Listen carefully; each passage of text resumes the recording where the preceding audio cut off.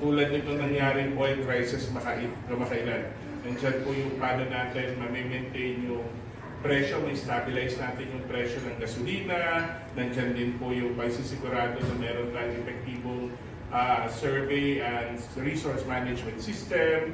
Nandiyan din po yung masigurado natin na efficient po at targeted ang pagbibigay po natin ng tulong sa mga vulnerable sector at maging pagsigurado na kahit may emergency ay hindi po naapektuhan adversely ang ating logistics at supply chain management.